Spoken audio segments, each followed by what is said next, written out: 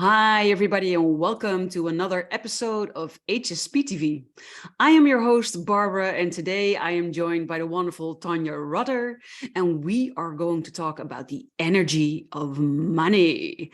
I know you've been asking me about this topic. It's a very important topic, and there's lots to discuss about it.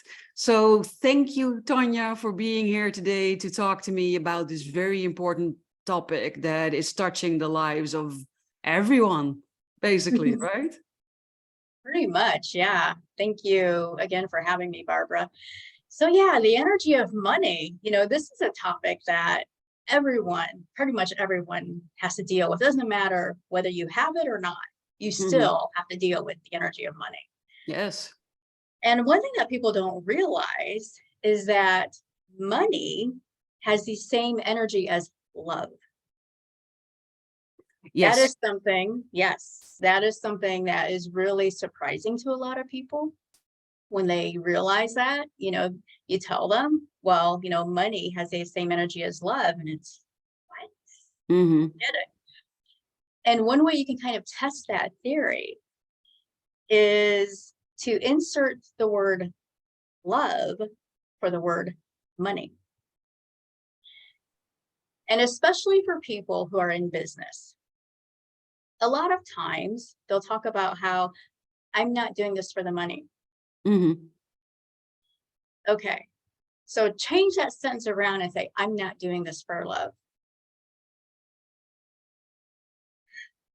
Yeah, that feels a lot less nice usually for people, right? Yeah. When they think, oh, I'm not doing this for love. But also makes you feel, well, what am I doing it for then? Exactly. If it's not for love? What are you doing it for if it's not for love? Yeah. Yeah. So as soon as you change that sentence and say, I am doing this for love, it feels higher, right? Yes. So once you begin to realize that money equals love, money is love, that money is on the same energetic level as love. Once you start to understand that, and that becomes your energy of money is love, then you can say, oh, I am doing this for money. And it still feels high. Yes, I think there's a lot of shame on it, right? When people Definitely. There's so much shame around that. When someone, if somebody were to say, oh yeah, I'm doing this for the money, how many people would be like, what? And you're coming out with it? You're actually acknowledging that? Oh, and they judge you, right? Or at least we are afraid of being judged, I think, mostly also. Yes, we are. We're afraid of being judged for doing something for money. Because society has taught us that money is evil. Money is bad. Yes, or maybe also, well, another thing I often hear is money does not make you happy. And I am not in agreement with that, because I do think having money makes you really happy. It doesn't mean that having money is happiness immediately, because I also know a lot of people who have a lot of money who are still not happy. But having money allows you to do a lot of things to take really good care of yourself, which is self-love, right? With money, I can do weekly massages. With money, I can go on a holiday. With money, I can eat really good food. I can pay all of my bills. I can travel the world. I can go to a spa, or I can buy myself a nice new necklace or whatever. Money is needed to be able to do the things that you love, that nourish you, that feed you, and that keep you feeling happy and healthy. Exactly. And a lot of people feel that doing that is bad, that taking care of yourself is bad. Yes, they seem to think it's egoistical. Yep, definitely. Well, I mean, think about it. That means you're being selfish. Yes, and God forbid that someone sees you as a narcissist, because that seems to be a term that a lot of people love throwing around. I've been asked the question a lot, and it's, oh, but this person is a narcissist. And I think just because they think about themselves doesn't mean that they are a narcissist. Being a narcissist is something completely different. But and I think it's also being instilled upon us by society and by the generations before us, something like false modesty and Yeah. What are your thoughts? Definitely. You know, society has taught us that selfless is best. But when you think about it, being selfless means that you're less of self. Hmm. Whereas being full of self is what's important, self full. And so that is having that sense of self, you know, it's being full of self. It is, in a sense, being selfish. Yes, but I think taking care of yourself and putting yourself first is absolutely necessary. It's mandatory because you cannot pour from an empty cup. And in our society, as soon as your mobile phone battery goes below a certain percentage, it's, oh, I need to go find a charger. I need to plug in my phone before my phone dies. And that's completely normal. It's completely acceptable. And when we feel our battery diminishing, when we then want to plug ourselves in, then all of a sudden it's selfish. Exactly. That's strange, right? It is. It is. It's very strange. You know, and when you think about it, many years ago, like you could say hundreds of thousands, millions of years ago, money was seen as love because money isn't just the physical form of money. You know, we tend to think of money as that physical form of money, Hmm. but money comes in many different forms. Money comes in the form of time. It comes in the form of gifts. It comes in so many different forms that we don't necessarily think about it as being money. Recognize it. Yes, we don't recognize it as money. And how many times do we push it away? When Hmm. someone tries to give us gifts, how many times, oh, no, you don't need to give me that. Or compliments when somebody says, oh, what a beautiful dress you're wearing. Oh, it was only 99 bucks or Yeah, so at the dollar. No, that's not yeah, possible. 99 bucks at the dollar store, but you know what I mean. We yeah, yeah. deflect compliments and We we, instantly deflect it.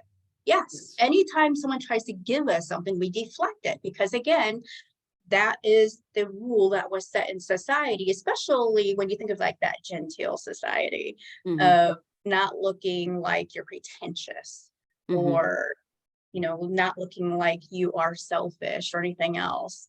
You had to kind of put yourself behind everybody else. And, you know, that was that genteel society. And we've kind of evolved from that. Hmm. And so that is what has been pounded into our heads Yes.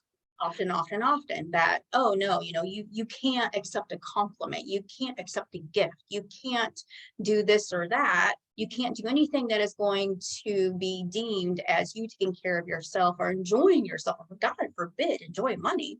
But a Because lot that of that person, also I think comes from religion. yep, The church has does. played a really Yep, big role in this, where we always had to yes, give everything to the church and give everything to our neighbors, give everything to your loved ones. And they forgot to really include yourself in that list of things and people that you need to be giving to. yes, yeah. And when you think about it, one of the tenets of business is pay yourself first. Yes. Pay yourself first before you pay anybody else. Pay yourself first. It's the same thing. You know, when you look at money from that personal standpoint, pay yourself first. Take care of yourself first. That was definitely a big lesson that I needed to learn because my parents have always struggled with money. So even though I didn't realize we were poor as a child, the signals were there and the lessons were there and the words were there. Everything was there. And even, especially as a highly sensitive person, you unconsciously pick up on all the energies and the frequencies that are there. So I was taught that I needed to pay my bills first. And if there was anything left, then maybe I could do something nice for myself. And when you're struggling with money, there's never money for you. So you're working really hard, long hours, long days. I was working really hard, long hours, long days. And then I barely made enough to pay the bills, and there was nothing left for myself, which did not allow me to recharge myself. Exactly. Exactly. And so when you pay yourself first and then you start taking care of yourself, and this is, you know, goes back to you have to love yourself before you can love anybody else. Yes. You have to take care of yourself before you can take care of anybody else. It's the same thing with money. Money is love. It's that same energetic frequency as love. And so when you consider that, you have to love yourself in order to bring the money in. Mm-hmm. That means you've got to pay yourself first, take care of yourself first. And Mm-hmm. then that allows you to flourish. Now, once you start flourishing, then what happens? You then become a vessel for money. Now you're not just taking care of yourself. You now have the money to help others, Mm-hmm. but you've Yes. got to take care of yourself first. You've got to pay yourself first. And that's the difficult thing for people, because it's not just physically paying money to yourself first, but it's also valuing yourself enough to do things for yourself, to take care of yourself, to love yourself. And what I see happening with a lot of my clients is that they say, well, but I don't have the money to give myself a weekly massage. I would love to get a weekly massage. I would need a weekly massage, but I don't have that money. So I'm not doing it. Or I would love to go on holiday, but I can barely pay the bill. So from what money? A lot of people are stuck in thinking that way. Yes. And that's where the money pulse comes in. So the money pulse, what is the money pulse? Well, the money pulse is this pulse that is actually attached to the heart. It is a pulse that shows how you see money. Now, I've seen money pulses many different ways. I have seen money pulses that are strong, that are weak, that are broken, that are going backwards, that have a wall in front of them and coming back. I've seen so many different money pulses. Now, the money pulse itself, it might, like I've seen it where sometimes it's actually attached to the heart. Sometimes it might be somewhere else in the body, but it does have that attachment to the heart as well. So it can be in your, like your solar plexus. It can be in your head. It can be somewhere else in your body where that money pulse is. And the money pulse can even move at times, depending on where you're holding that feeling that you don't deserve money, wherever that is. Mm-hmm. And so once you start working on the money pulse, as far as what is going on in your background programming, and this background programming, that is what the law of attraction is based on. Mm-hmm. Now, I don't want to get too much to law of attraction here because our topic is more about the money. Yeah. But money is tied into that. Yeah, definitely, because money is energy and the law of attraction is energy based. And in short, it means like energy attracts like energy. Yes. So that means that if you are consciously, but most often subconsciously thinking, how am I going to manage this? This life is a struggle. Everything is so heavy. Everything is so hard work. And then you will attract more struggle, more hard work, even though you might actively try to use positive affirmations. But if your subconscious energy is not believing your conscious affirmations, and subconsciously you're still stuck in, yeah, I can tell this to myself, but the reality is it's different. Yeah. Then you will attract more of that you don't want instead of the things that you do want.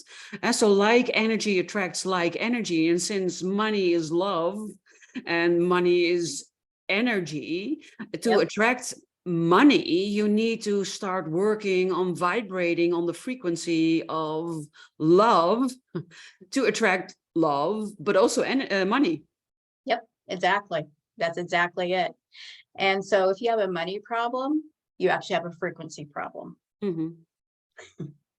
And that's another thing that people don't think about. They just think I have these money problems. They don't consider your frequency problem. No. Not a money problem, it's a frequency problem. And how could someone start shifting that frequency problem? So what it is, one easy way to start shifting the frequency problem is, first of all, look at what is the problem. On the outside, what's the problem? We all have different problems, so you have this issue with money. So let's say the problem is that you have a problem holding on to money. It comes in and it goes right back out. It comes in, goes, you make this money and you're like, woohoo, I've got money. And then the next thing you know, your car breaks down. Oh yeah, yeah. Exactly. You think, oh, I made 3 grand. Oh, there it goes. Yep, comes in, it goes right back out. Yeah. So if that's a pattern, that's a frequency problem. It's a frequency pattern. Hmm. So let's look at that. Okay.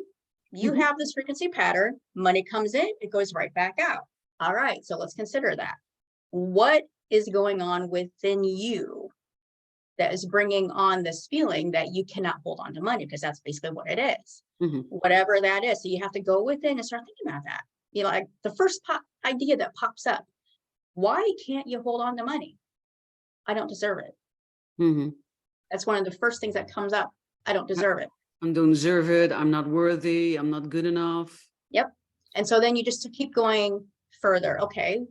You just, and it works best when you write it out. You know, you write these things down. So that's the first idea. I don't deserve it.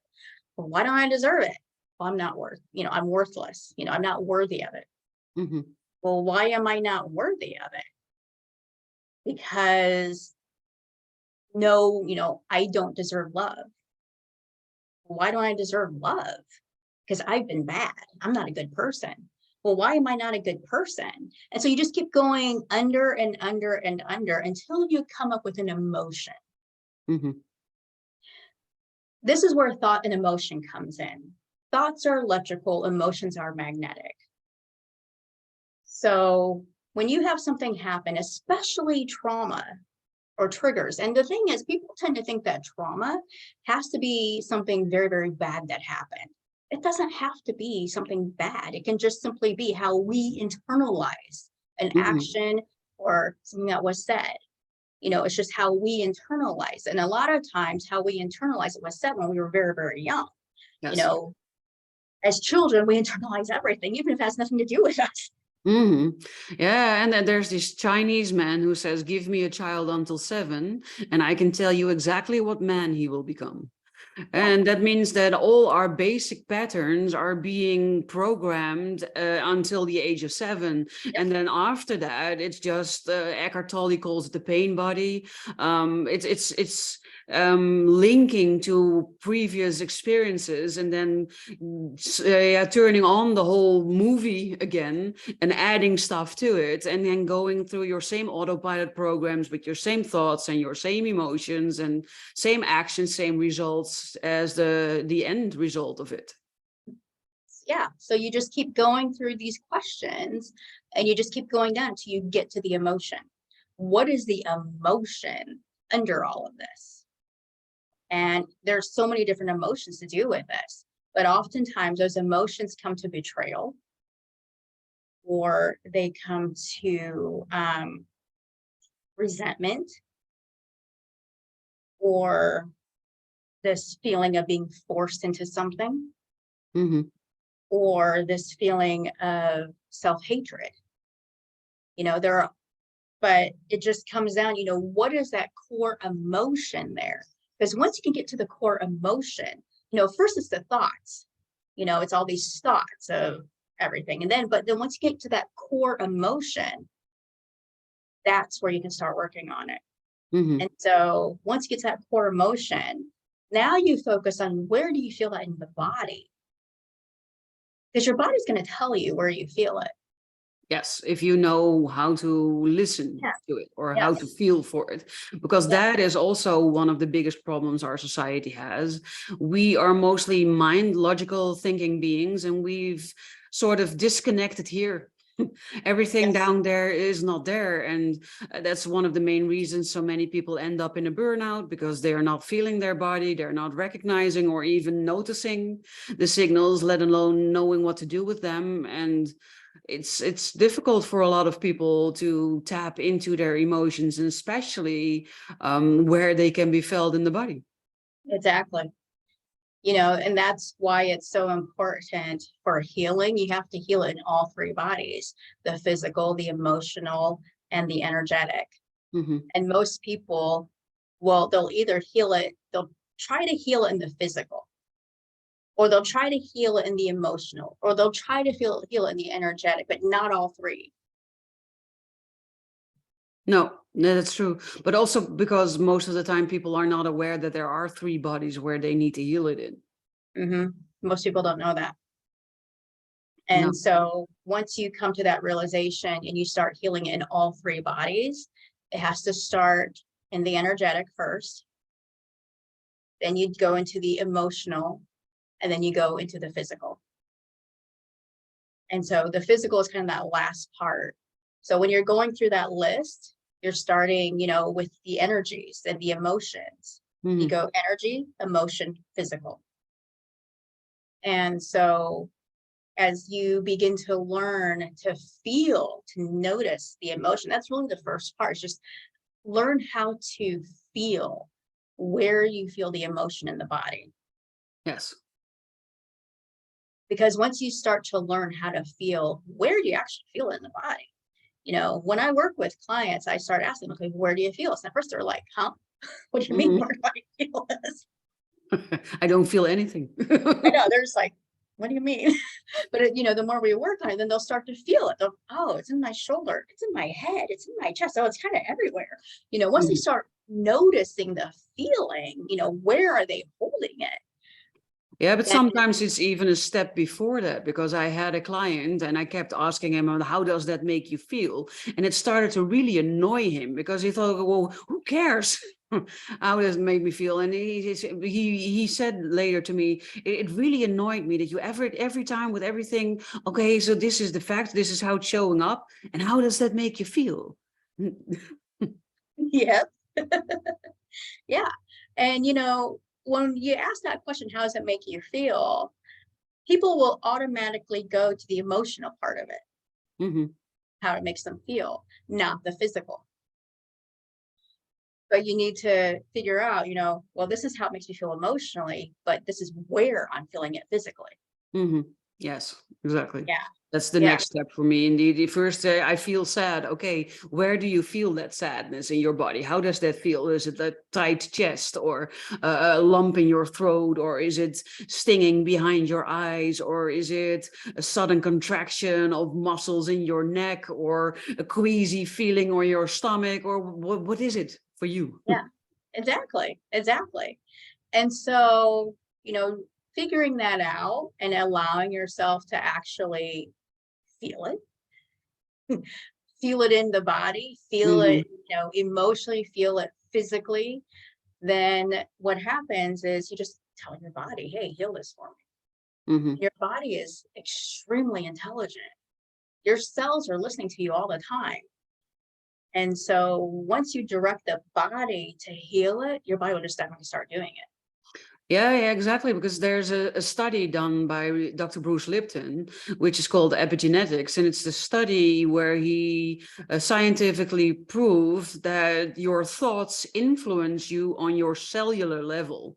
So that Mhm. means that the thoughts that you are thinking about yourself have an effect on, for instance, getting cancer or getting rid of cancer again when it is there, because your thoughts have an immediate reaction and thus response on a cellular level within your body. That really blew my mind the first time I learned about that, because a lot of us are being taught, well, but this is hereditary, so we can blame it on our grandparents or our lineage, so that we don't have to take responsibility for it. But in the end, you are the one responsible for everything that's going on, because you are the one that's actively thinking. And by changing your thoughts, you can change your body, your outcomes, your results in life. I don't think there's a limitation in what you can. Right. Yeah. And that's actually where the electromagnetics of thought and emotion come in. Mm, Thoughts are electrical, emotions are magnetic. So those higher emotions, they don't, yeah, they're there. Okay. They are there. We can hold on to them. But what happens is we're usually trying to strive for those higher emotions. We're always trying to, instead of just being there, we're constantly trying to strive for them. Those yes. lower emotions are extremely magnetic and kind of like pull us down. And so that's Mhm. why we're always trying to strive for the higher ones. Yeah, but let's be honest, the negative emotions, you don't really have to try to end up there, right? It happens like It's, gravity, you will fall yep, down. yes, exactly. And that's the thing. Those lower emotions have such a strong gravitational pull. They just suck us down. Yes.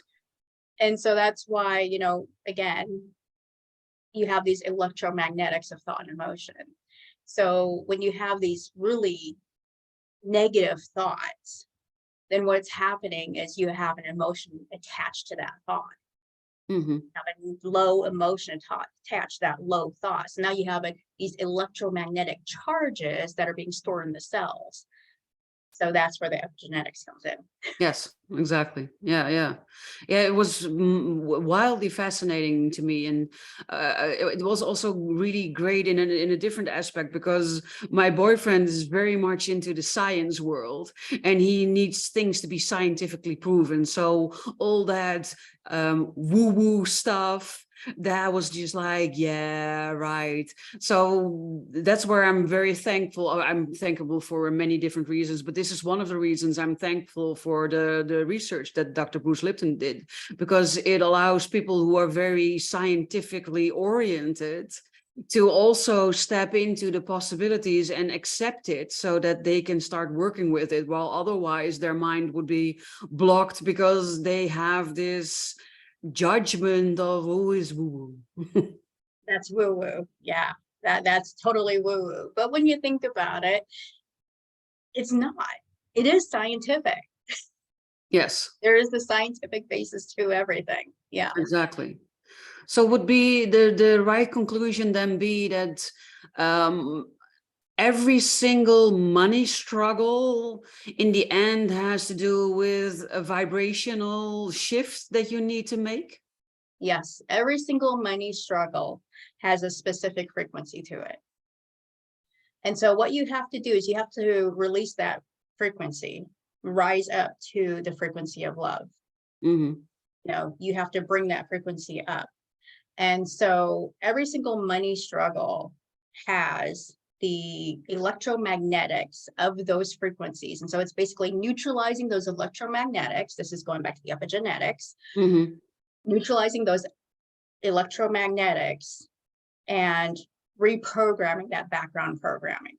Yes, exactly. It's a two-step thing. It's not just becoming more attractive for love frequency, but it's also neutralizing the things that are keeping you, pulling you back into the area where you don't want to be. Because when you haven't slept really well, or when you're stressed or have too much on your plate, or you've lost, like me, a good friend, and it does something to you emotionally, then it's very easy for your autopilot programs to take over. A lot of us, I think at least 80% of us function on a lot of autopilots, like breathing, when we never consciously think about how do I breathe or how do I walk. And these are things we do on autopilot, and that's what we are designed for. But it also means that when we are in a lower energy, not even a vibration, but a lower energy, it's very easy for those lower or autopilot programs to grab us and drag us back to where we don't want to be. So it's both making the right pull more magnetic and Yeah, demagnetizing the not wanted it's pull. exactly. Yeah. Demagnetizing those poles that you don't want. And then taking a step further yet and reprogramming. Hmm. Yeah. Yeah. So it's neutralizing, you know, it's first it's figuring out what is the background programming, Hmm. you know, and neutralizing all of that. And then, you know, once you've neutralized it, now you have to reprogram it. And then you have to really, it's figure out what is the next step. No, yeah, exactly. And I know that a lot of people that are listening and watching right now are thinking, oh yeah, that makes perfect sense. I understand what you're saying. I'd love to do that, but it's very easily said. And I've never been able to do it, no matter how much I want to or how much I've been trying. What would you say to those people? So what I would say to those people is consider, how have you actually tried it?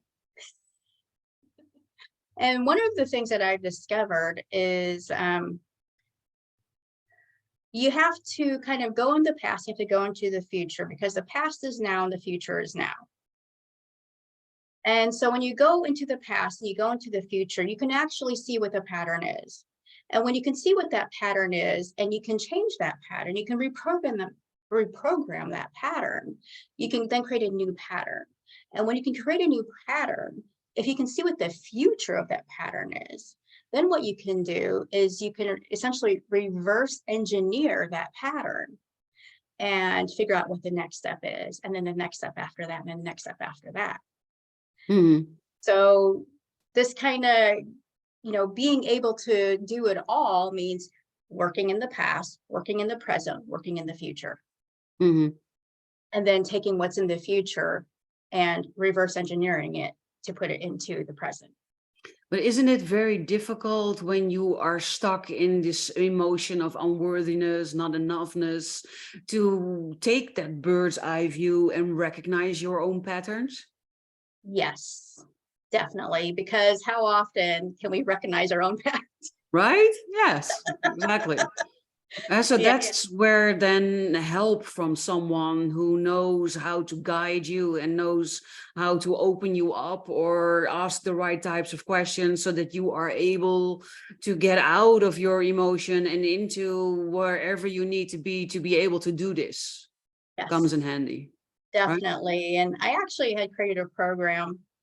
Um, Originally, this was one program. I had made this boot camp called Create a New Money Story Boot Camp. I taught it over 5 days.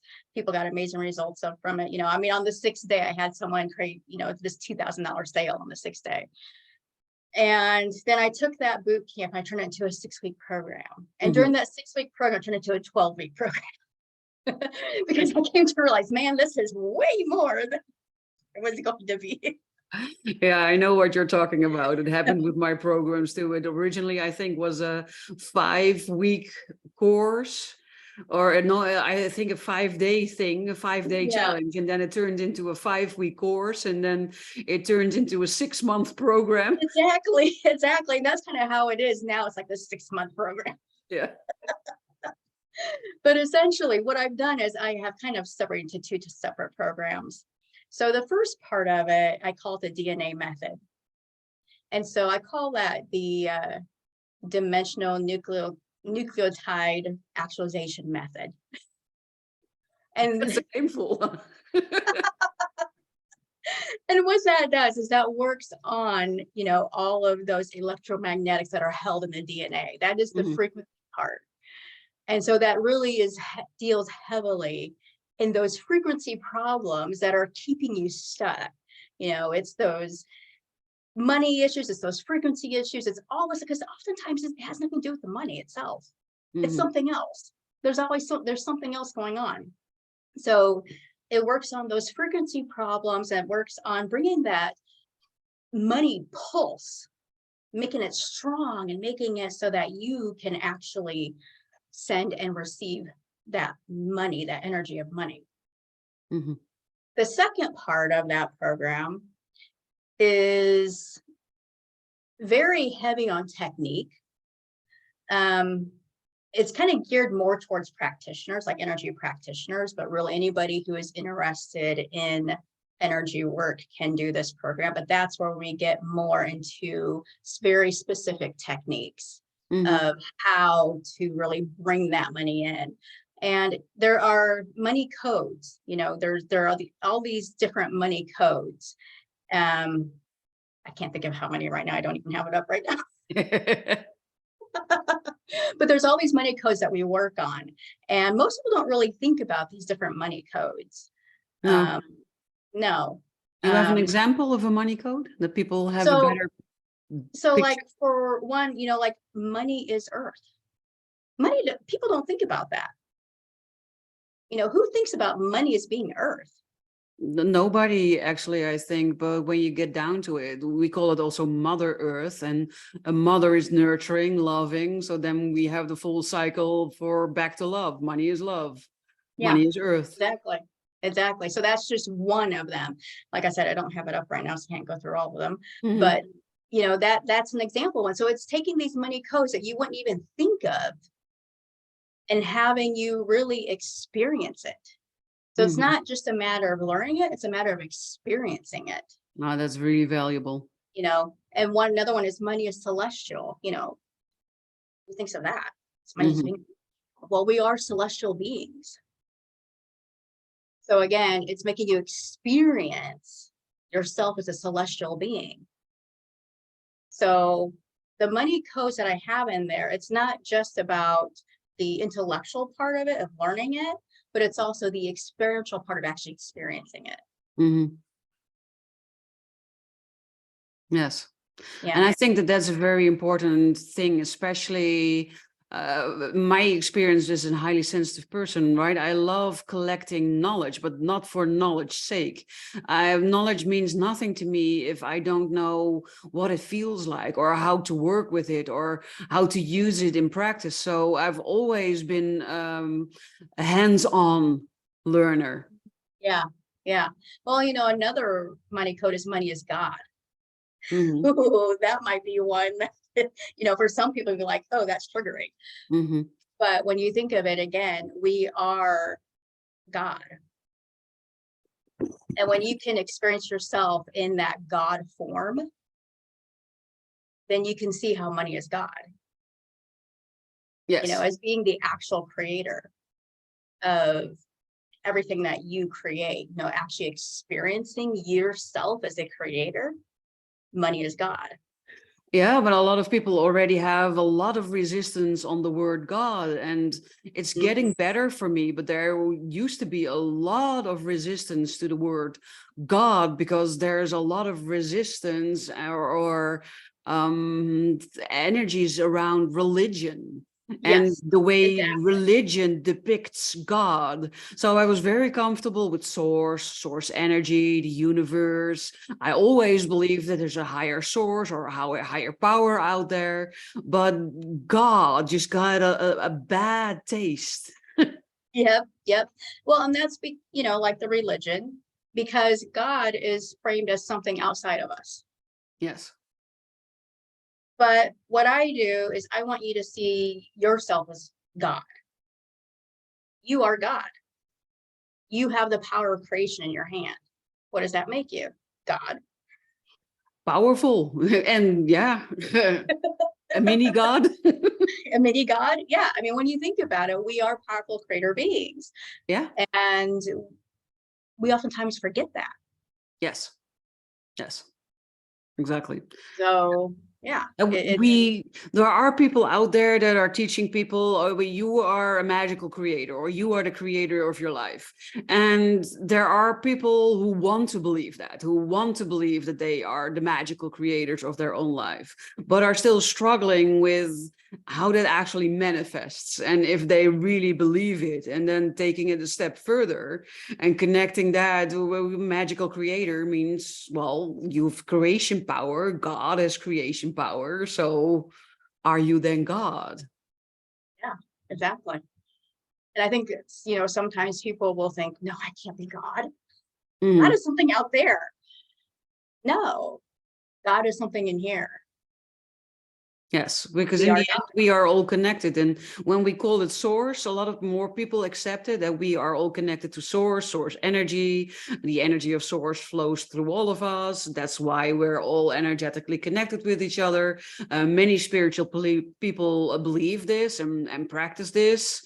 But the God thing really is a triggering thing for a lot of people. It Yeah. is.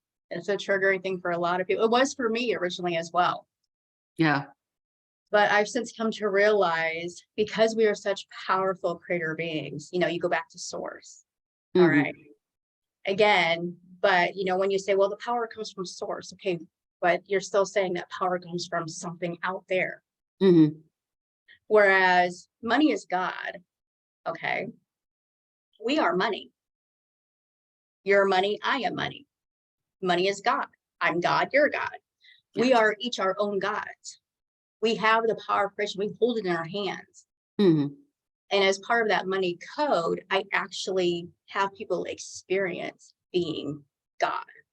And I think that is very important, because I can imagine I was that way when I started out. Sounds like you was that way too. There are a lot of people that are listening to this and think, oh, that's very far out there. And that might have trouble getting on board with this and feeling this, let alone believing it or being able to practice with it. So not only creating a place where they can learn about it, but where they can actually experience it and see it in action and experience the results of it, I think will definitely help a lot of people embrace this way of thinking and make them actually the powerful creator of their life. Exactly. I mean, I've done programs before where, money is God, came up, but it was more the intellectual part of it, not actually experiencing it. Yeah. Whereas I've taken it a step further to where you experience yourself as God, where you are the creator, where you're holding earth in the palm of your hand. I love that. And I think it's so valuable, because I think that's where a lot of people get stuck. Well, they might listen to it and eventually they come to a place where they think, oh, okay, I'm willing to entertain the notion that this could be true, but then it never really shows up. Or at least they don't see it show up. It's how they experience it. And then they feel like, well, I would love it to work this way, but I don't see it working this way. I don't feel it, experience it working this way. So yeah, what now what? Yeah, exactly. And so much, oftentimes, because we're human, there's this aspect of us that needs to see or experience in order to believe. And that's natural. That is that human part of us. We need to have experiences. And so really, in order for us to be able to do anything, we have to be open to the experience. Yes. If we're closed off to the experience, then we're always going to be stuck. So as long as we're open to having the experience, we don't have to understand it. Understanding often comes last anyways. We need open curiosity. Yes. And a willingness to explore. Yes. Right? That curiosity, that willingness to explore, that willingness to have an experience. Yes, exactly. I love our talk, and I think this will be very valuable to a lot of people. So if you are listening or watching to this episode and you feel like, oh man, this is awesome, tell me more, then stay tuned. I will tell you how that can happen. And if you are listening and you think, well, this is awesome, then it would be awesome if you could show your love and your support by either liking this episode, maybe leaving a comment, ask a question if you have them, share your experiences would also be awesome. Or even better yet, share this episode on social media with the people that are connected to you, because the chances are really high that someone that you know really needs to hear this talk today, and you would be doing them a great service by sharing it. So thank you. If you're doing this, that will be awesome. And for those of you that think, I want more, where can they find you, Tonya? So I am on Instagram as soul_magic_coach.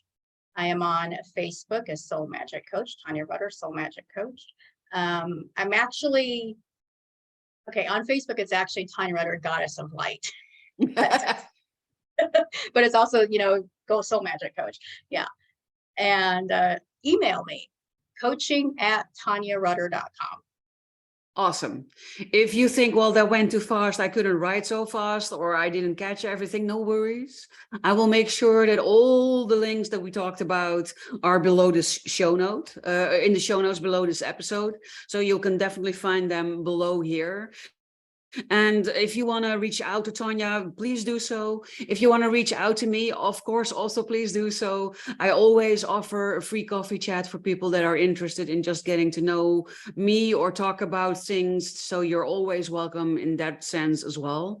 And it's been wonderful. Thank you so much for being here, Tonya. Thank you, Barbara, for having me. Oh my word, this has been great. This has been so much fun. Yes, this has been really a lot of fun. And I think that this hits the core of where so many people are struggling with. So Yeah, thank you for being open and willing to talk about topics that are so important as this one. It means a lot. you're welcome. You're very welcome. Yeah. I I love talking about money. I can imagine it's and not for nothing that the saying is money makes the world go round, because that's true. So It's you true. better just be at peace with it, make friends with it, and invite a lot of it in your life, because life is a lot more fun with a lot more money. Exactly. And so, as always, to my viewers, my listeners, everybody that's here, thank you for your love. Thank you for your support. Thank you for watching. Thank you for being here. And I hope to talk to you again with another wonderful guest next week. But for right now and for the rest of the week, have an amazing day. Have a perfect week and see you next time. Bye-bye.